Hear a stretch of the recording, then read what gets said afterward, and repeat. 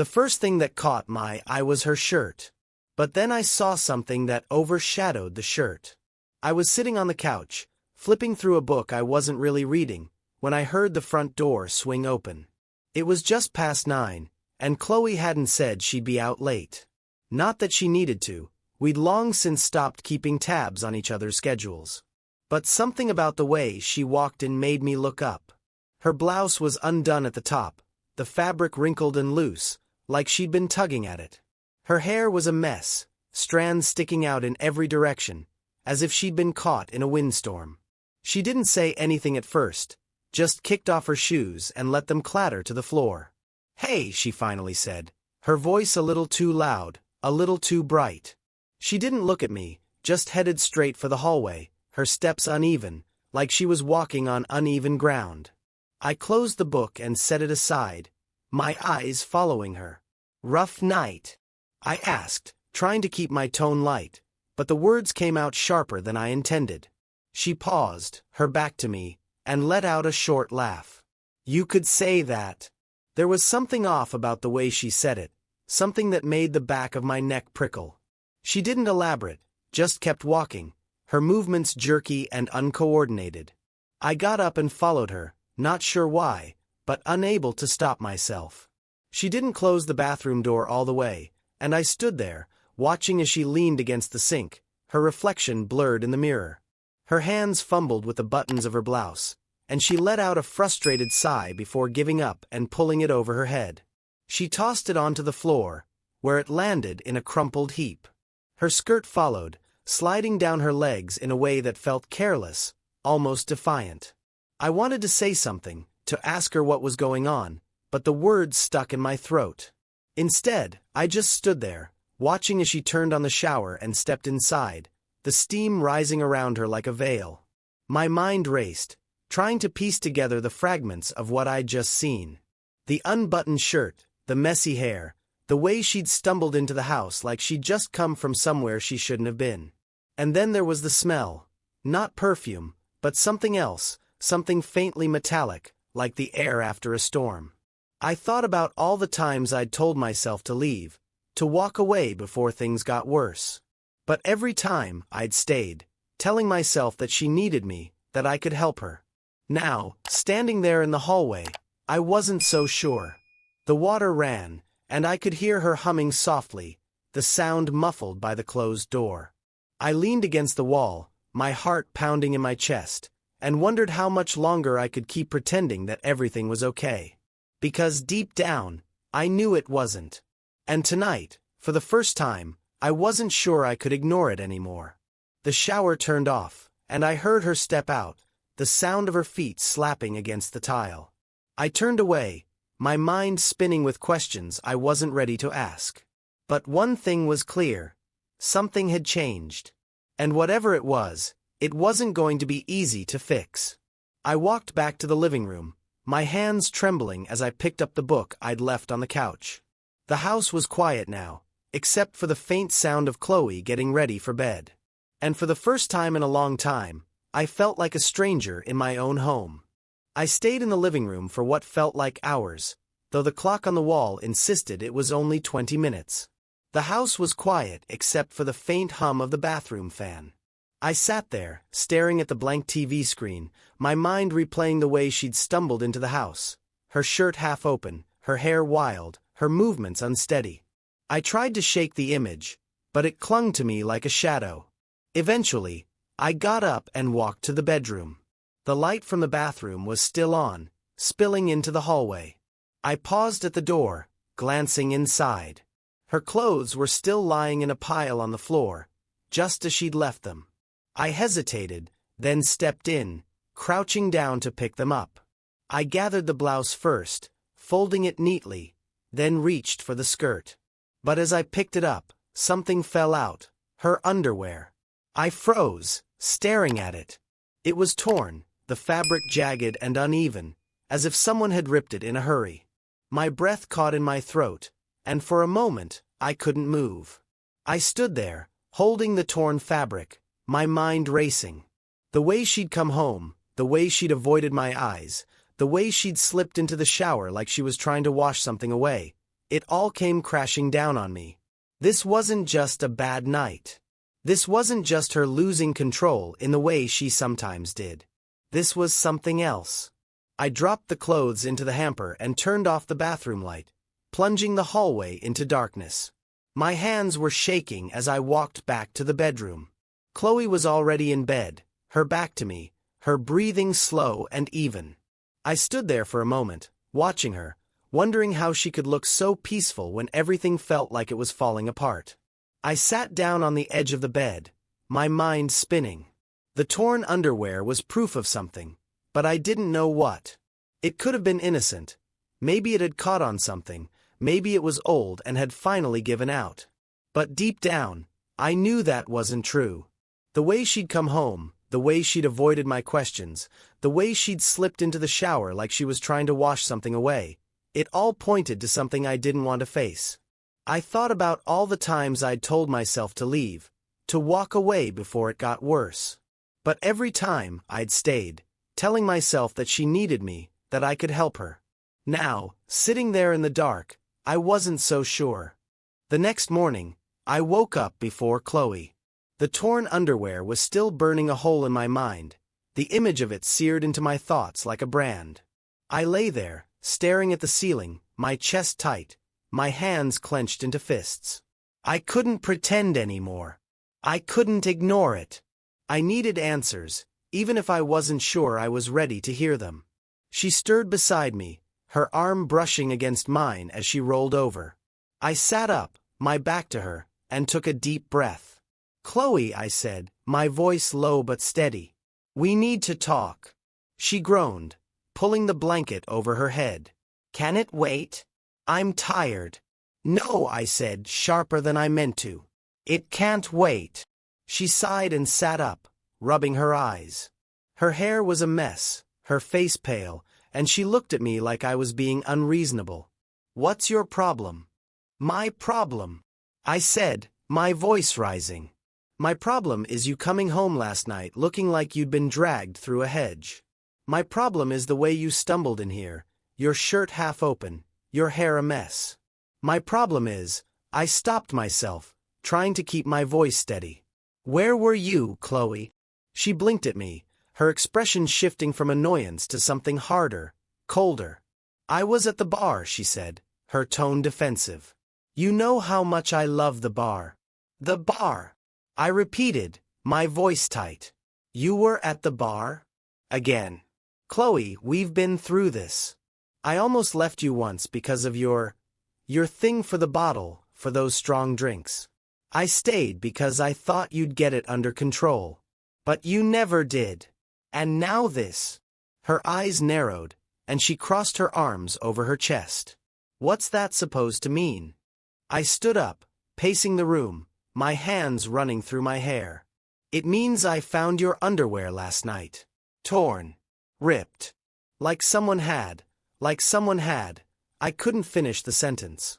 She stared at me for a moment, then let out a bitter laugh. "Oh, so that's what this is about." "Yes," I snapped, turning to face her. "Why was it torn, Chloe? Why did it look like someone had ripped it off you?" She didn't answer right away. Instead, she got out of bed and walked over to the dresser, pulling out a fresh shirt. "Maybe because someone did," she said, her voice casual, like she was talking about the weather. I froze, my heart pounding in my chest. "What?" She turned to look at me, her expression unreadable. I said, "Maybe someone did. Maybe there was someone who needed it more than you." The room seemed to tilt, the walls closing in around me. I felt like I'd been punched in the gut, the air knocked out of me. "What are you saying, Chloe?" I asked, my voice barely above a whisper. She shrugged, buttoning her shirt. "I'm saying what you think I'm saying. Yes. Connor. I cheated on you. It was an accident. That night, I couldn't control myself." Her words hit me like a sledgehammer, and I stumbled back, my legs giving out as I sat down on the edge of the bed. "An accident?" I repeated, my voice hollow.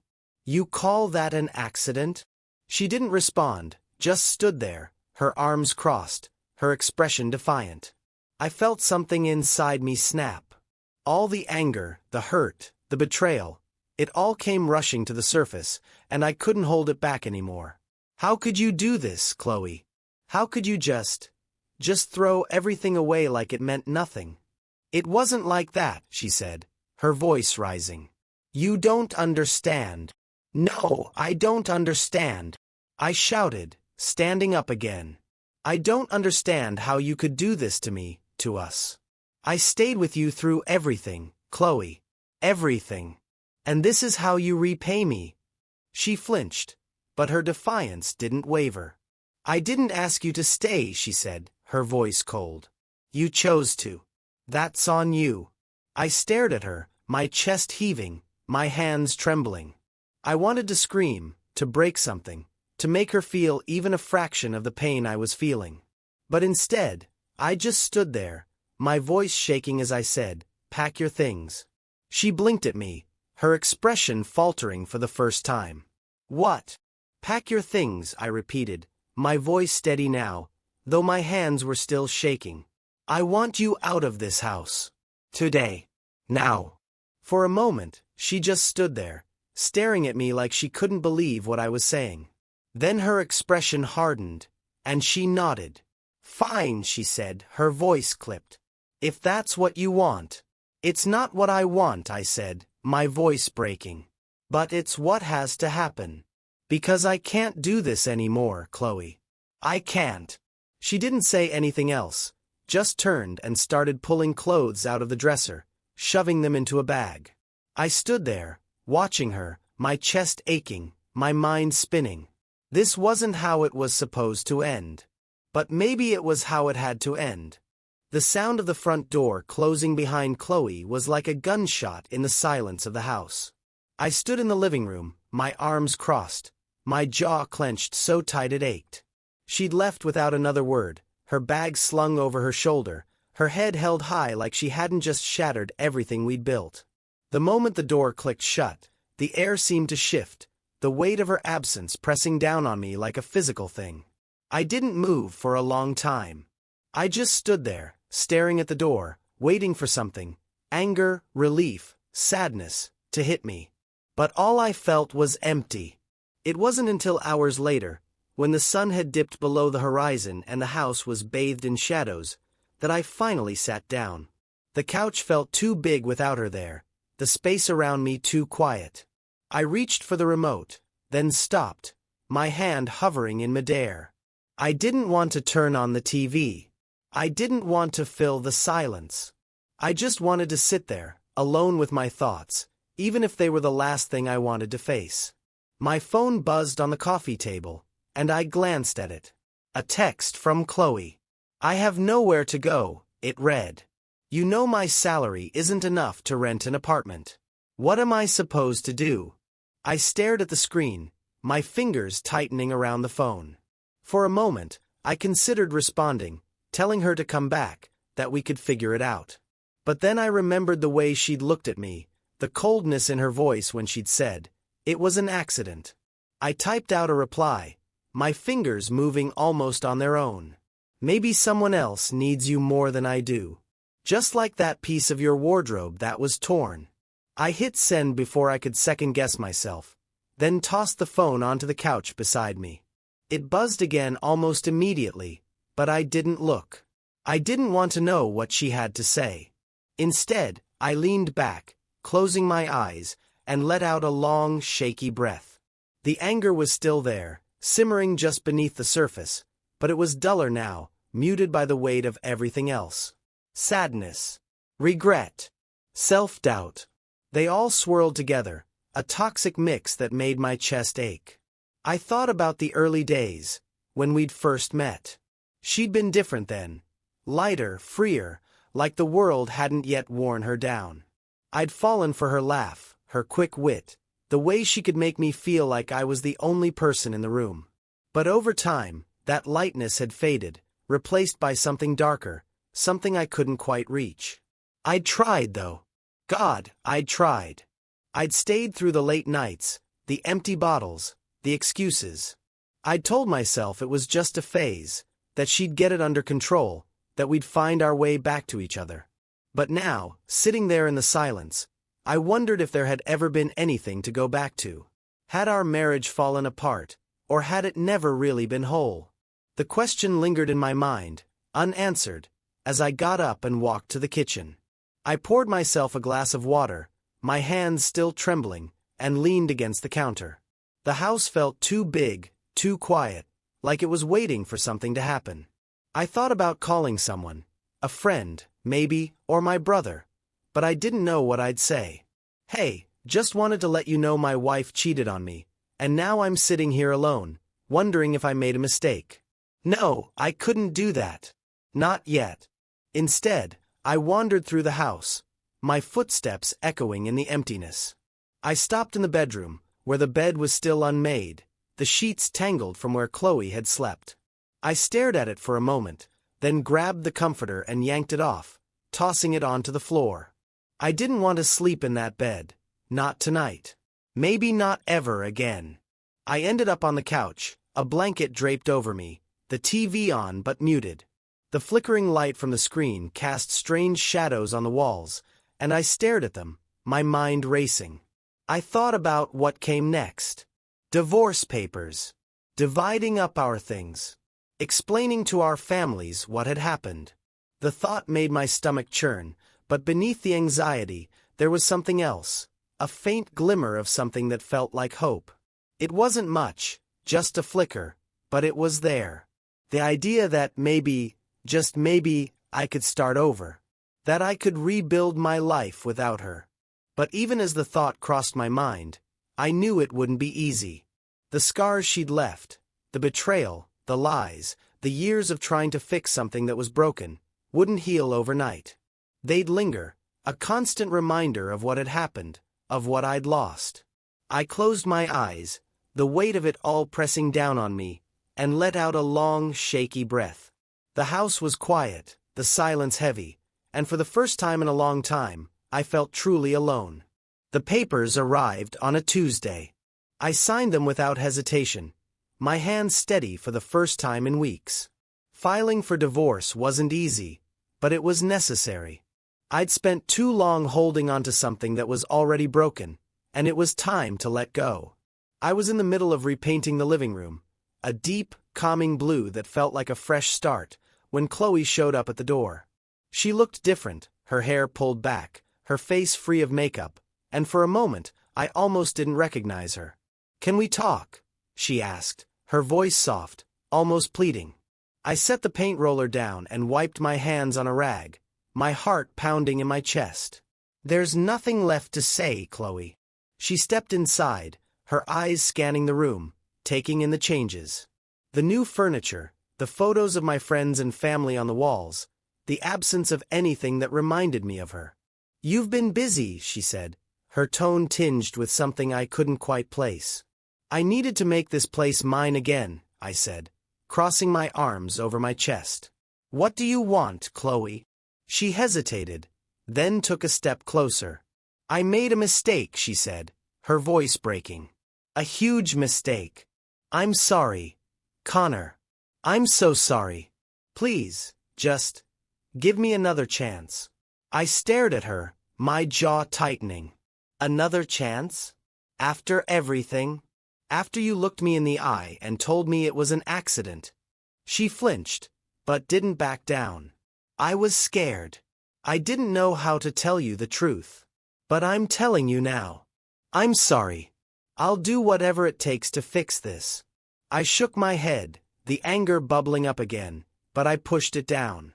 "You can't fix this, Chloe. Some things are too broken." Her eyes filled with tears, and she reached out, her hand brushing my arm. "Please, Connor, don't do this. Don't throw us away." I stepped back, out of her reach. "I'm not throwing us away. You did that the moment you decided to betray me." For a moment, she just stood there, her shoulders shaking, her face twisted in pain.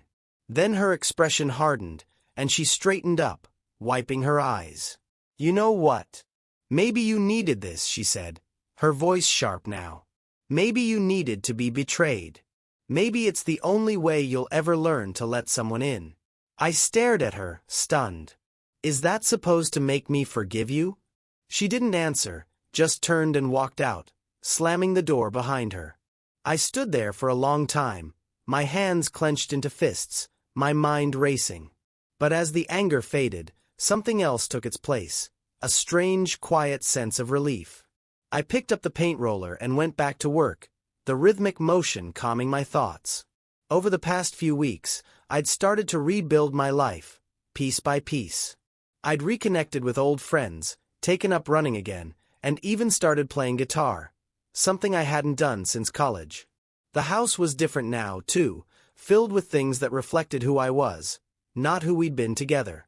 It wasn't easy, and there were still moments when the pain felt overwhelming. But for the first time in a long time, I felt like I was moving forward. As I finished painting the last wall, I stepped back and looked around the room. It felt like mine again, like a space where I could breathe, where I could start over. The affair had been painful, but it had also given me something I hadn't realized I needed, the chance to rediscover myself. I set the paint roller down and grabbed my keys, heading out the door. The sun was setting, the sky painted in shades of orange and pink, and as I walked down the street, I felt a flicker of hope. The future was uncertain, but for the first time in a long time, it felt like mine.